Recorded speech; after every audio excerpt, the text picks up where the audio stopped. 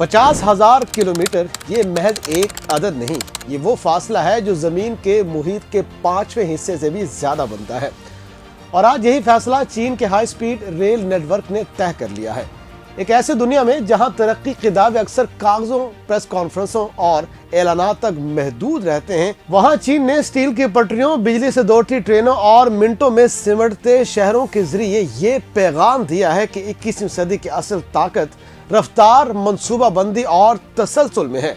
شیعون سے یون آن تک نئے ریلوے لائن کا افتتاح بظاہر ایک علاقائی منصوبہ لگتا ہے، مگر در حقیقت یہ اس بڑے چینی خواب کی ایک اور کڑی ہے جس میں ملک کے دور دراز کے علاقے صرف نقشے پر نہیں بلکہ عملی طور پر ایک دوسرے کے قریب لائے جا رہے ہیں۔ ناظرین، 299 کلومیٹر کا یہ فاصلہ جو کبھی گھنٹوں نہیں بلکہ پورا دن نگل لیتا تھا، اب صرف 68 منٹ میں سمٹ جاتا ہے۔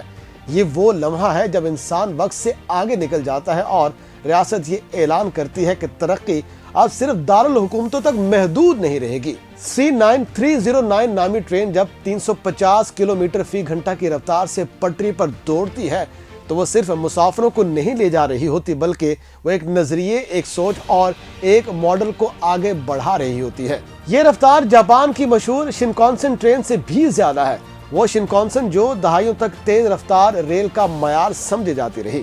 چین کا اس سے آگے نکل جانا محض ٹیکنالوجی کی دوڑ میں سبقت نہیں بلکہ اس بات کا بھی اعلان ہے کہ اب جدید انفراسٹرکچر کی قیادت ایشیا کے اس ملک کے ہاتھ میں ہے جس نے چند دہائیوں پہلے غربت، پسماندگی اور زرعی معیشت سے اپنے سفر کا آغاز کیا تھا۔ ناظرین، چین کے سرکاری نشریاتی ادارے CCTV نے اس پیش رفت کو محض ایک خبر کے طور پر پیش نہیں کیا بلکہ ایک قومی کامیابی کے طور پر اجاگر کیا ہے۔ چائنا ریلوے کے مطابق 2020 کے مقابلے میں ریل نیٹ ورک میں 32% توسیع ہو چکی ہے۔ چین نے یہ فیصلہ برسوں پہلے کر لیا تھا کہ اگر اسے دنیا کی معاشی قیادت کرنی ہے تو اسے اپنے شہروں، صنعتوں اور عوام کو آپس میں جوڑنا ہوگا، اور اس جوڑ کا سب سے مؤثر ذریعہ ریل ہے۔ اس منصوبے کے دوران مکانات مسمار ہوئے، لوگوں کو منتقل کیا گیا اور فی گھرانہ 5,000 یوان کی ادائیگی کی گئی۔ یہ پہلو اس ترقی کے ساتھ جڑی تلخ حقیقتوں کی یاد دہانی بھی کراتا ہے کہ بڑے منصوبے ہمیشہ بے قیمت نہیں ہوتے، مگر چین نے ان مشکلات کو اپنی رفتار کم کرنے کی اجازت نہیں دی۔ اس نے ریاستی طاقت، وسائل اور فیصلہ سازی کو یکجا کر کے وہ راستہ اپنایا جو اسے آج یہاں تک لے آیا ہے۔ اس ماڈل پر تنقید بھی ہوتی ہے، سوالات بھی اٹھتے ہیں، مگر نتیجہ پٹریوں پر دوڑتی ٹرینوں کی صورت میں سب کے سامنے ہے۔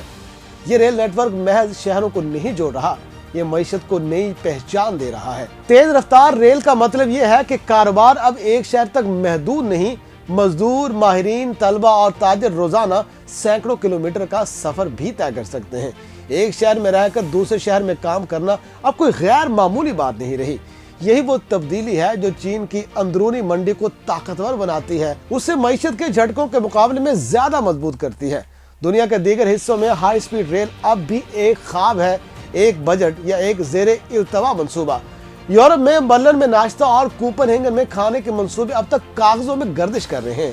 کہیں بجٹ کا مسئلہ ہے، کہیں سیاسی اختلافات، کہیں ماحولیاتی خدشات، جبکہ اس کے برعکس چین نے اختلافات کو اندرون خانہ نپٹایا، منصوبہ بنایا اور عمل درآمد کو ترجیح دی۔